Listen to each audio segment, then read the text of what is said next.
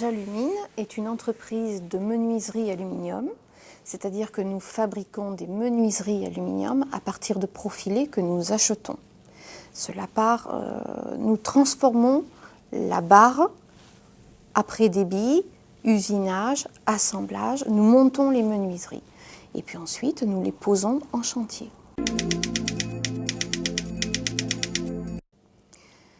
Notre corps d'activité, la menuiserie aluminium, n'est pas tellement touché par le développement durable. Aujourd'hui, la manière de fabriquer l'aluminium n'a pas changé depuis qu'il a été inventé. Les méthodes de fabrication peut-être, et elles continueront d'être les mêmes. Les techniques et les normes de notre corps d'activité ont évolué. Par contre, là oui, les maisons que nous construisons aujourd'hui ont des normes d'isolation de plus en plus performantes. Donc nos produits s'adaptent et nous allons vers des impasses. Moi, quand j'ai commencé dans l'aluminium, on en était au balbutiement du vitrage isolant, on posait du 464 dans de la série froide. Puis on est passé avec des verres de plus en plus performants, mais toujours dans la série froide. Et puis ensuite, on nous a mis de l'aluminium à rupture de pont thermique, avec des vitrages performants. Il n'y avait aucune norme en matière d'isolation lorsque nous avons commencé. Et puis on a commencé à nous parler de la RT 2000, qui a dû mettre bien 4 ans avant d'être réellement appliquée. Au moment où elle a commencé à être appliquée par tout le monde et respectée, ils nous ont sorti la RT 2005, qui a été appliquée immédiatement, parce que les entreprises qui savaient répondre, du coup, s'étaient structurées. Et aujourd'hui, nous sommes en 2008, nous travaillons toujours sur la RT 2005, mais on nous parle de la RT 2010. Nous allons devoir répondre à des normes pour la RT 2010 aujourd'hui, où nos produits ne sont pas encore adaptés. L'aluminium est un matériau qui se recycle. Donc il n'y a aucun souci demain, si on dépose des menuiseries, de prendre le cadre aluminium que nous venons de déposer, il sera recyclé. Le verre également. Et là, on parle de l'aluminium. Mais après, vous avez 3 autres matériaux qui existent aujourd'hui sur le marché, qui sont l'acier, qui se recycle aussi, on peut très bien s'en resservir, le PVC, qui pose un très gros souci, parce que bien qu'officiellement il se recycle, aujourd'hui c'est un des matériaux les plus toxiques qui existent. Qui dit PVC dit polyvinyl de chlorure, ça contient du chlore, de la javel. On est obligé, les pressings, à se mettre aux normes, à ne plus utiliser ce genre de produits, mais on continue à les mettre sur nos fenêtres. Il faut savoir qu'aujourd'hui, le PVC, on ne peut pas le brûler.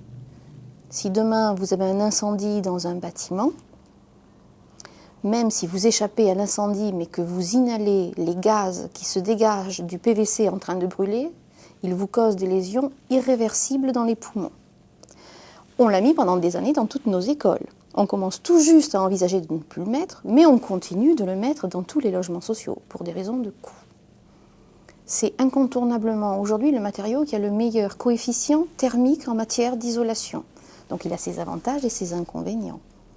Mais demain, expliquez-moi comment on va le recycler en grande quantité. Même sous l'effet du soleil, il peut y avoir des dégagements gazeux infinitésimales, mais qui existent et qui sont toxiques, qui sont absolument incontrôlables aujourd'hui. Et enfin, il existe le bois, qui est un matériau noble. Je ne le travaille pas, mais il a encore une grande vie devant lui. Il a un seul problème, c'est qu'il faut l'entretenir. Voilà. Mais sinon, il a des coefficients thermiques qui se rapprochent de celui du PVC. Non. On me parle de comment il faut les entretenir. On nous demande de l'intégration de personnel, on nous demande le respect du recyclage de nos déchets, mais pas des matériaux qui devront être déposés dans 20 ans, 50 ans.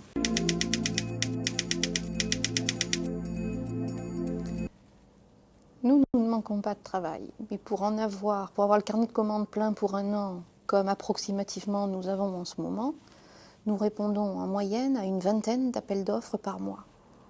Je ne sais pas si vous pouvez imaginer ce que ça représente, c'est colossal comme travail. Mais répondre à des appels d'offres, c'est un métier à part entière. C'est-à-dire qu'aujourd'hui, dans mon entreprise, j'ai un staff qui est rodé à l'étude, au dépouillage, à l'étude, à l'analyse et au montage des dossiers. Et un appel d'offres aujourd'hui, le contenant est plus important que le contenu. Il y a des normes, il y a des formes à respecter, et si vous ne respectez pas ces formes dans la mise en œuvre de votre réponse, il ne regarde pas le contenu. Aujourd'hui, la petite entreprise qui ne maîtrise pas tout ce processus, savoir qu'est-ce qu'elle doit mettre, quand, où, comment et dans quelle forme, les 3/4 du temps, on lui dit qu'il lui manque un papier, qu'elle n'a pas mis la virgule là où il faut, et elle se retrouve à avoir l'impression d'être squeezée. Il y a beaucoup d'artisans qui sont des valeurs sûres aujourd'hui. Il y a des tas de jeunes qui sont tout à fait capables d'apporter un plus aux collectivités, mais entrer dans le moule des appels d'offres, ça demande de l'expérience. Moi, ça fait 15 ans que j'y suis, donc maintenant, je connais, je maîtrise. J'aide certains de mes clients, puisque je fabrique aussi, je fais du chantier clé en main pour mes clients. Donc, de temps en temps, je leur dis, il faut mettre l'appel d'offres en forme comme ça. Mais les gens ont peur. Il y a une mauvaise notoriété à l'appel d'offres public. Ça paye mal, alors qu'il y a des banques spécialisées dans la gestion de l'appel d'offres. Ça, c'est une utopie. En plus, je ne sais pas si l'artisan est capable demain de répondre à l'appel d'offres public. Parce que quand on vous parle de ceux qui vont vendre du chocolat ou fabriquer du chocolat équitable, si demain la municipalité, pendant plusieurs années, lui a acheté son chocolat équitable et toute sa production, et que demain elle décide d'acheter du chocolat aux noisettes, il va se retrouver avec une main devant, une main derrière. Et qui va lui acheter son chocolat équitable? Elle n'aura pas d'état d'âme, elle n'en aura rien à foutre. Et lui, on ne lui aura pas appris à chercher des marchés.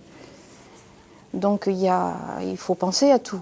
Les artisans, il y a aujourd'hui des fédérations, des syndicats. Pour ne pas les nommer, il y a l'ACAPEB, la CGPME, la Fédération du bâtiment. Ces gens-là sont capables de leur apporter des éléments, leur apprendre à monter un marché.